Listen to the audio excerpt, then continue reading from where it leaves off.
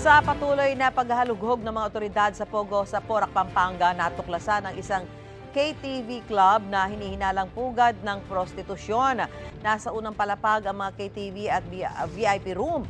Sa ikalawang palapag ang mga hotel room. At sa ikatlong palapag naman ang tirahan umano ng mga entertainer ng ilan ay Pinay base sa mga nakuhang ID.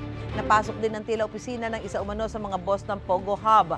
Nadiskubre roon ng mga GPS tracker, selyadong vaults at maraming computer.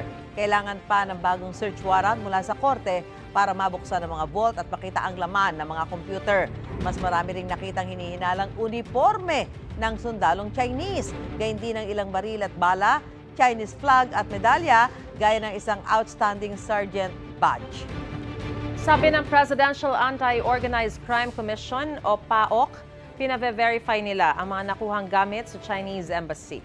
Iniimbestigahan ng PNP at National Intelligence Coordinating Agency kung may koneksyon sa issue ng national security ang mga natuklasang military uniform. Bubuo naman ang task force ng Department of the Interior and Local Government para imbestigahan ang mga illegal na pogo sa Porac.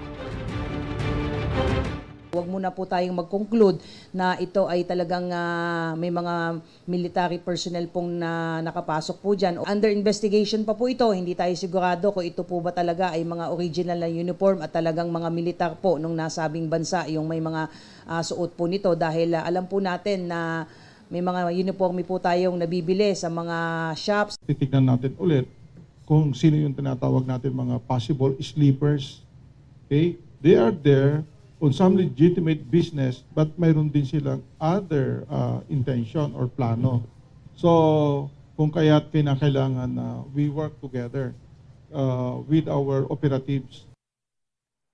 Mga kapuso, para una ka sa mga balita, mag-subscribe sa GMA Integrated News sa YouTube. Sa mga kapuso abroad, subaybayan niyo po kami sa GMA Pinoy TV at sa www.gmanews.tv.